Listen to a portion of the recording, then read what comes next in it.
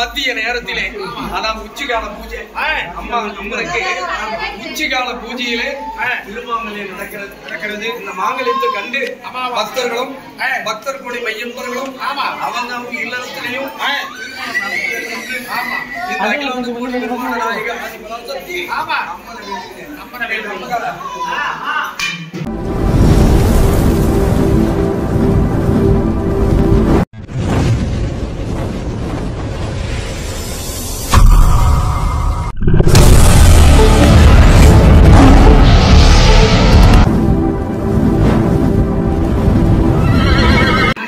பாப்பாத்தி அம்மா.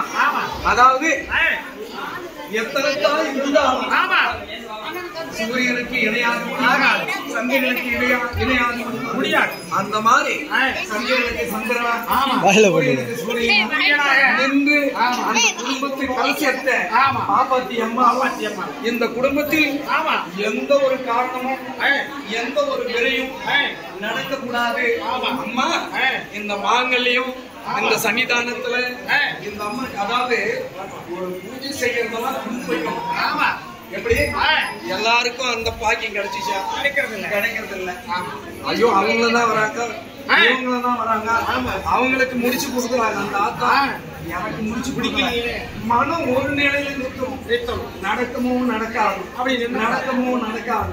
ஆத்துல ஒரு காலு சேலத்துல ஒரு காலு வச்சா எதுவுமே நடக்காது. ஆத்த கரை ஏற முடியுமா?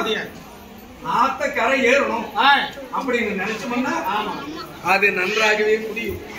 அப்படி இது ஏமாத்திர கோயில் கிடையாது. இது இங்க மட்டும் நான் சொல்ல, இந்த பரப்பு வானொலி பரப்பு எங்க பரவுதோ அது வரைக்கும் பேசுறோம். ஏமாத்துற கோயில் இல்ல, இது நெட்டு வைக்கிற கோயில். இது நட்டது துளுக்கணும், தொட்டது புழங்கணும், பிடிச்சது பிள்ளையார் ஆகணும்.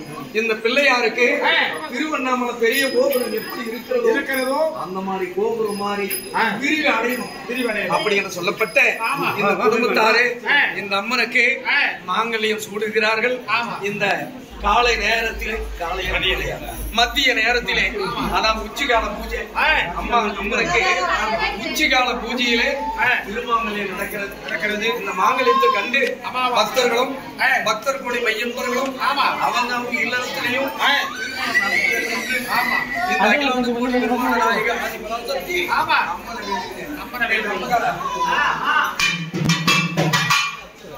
மாங்கல்யம்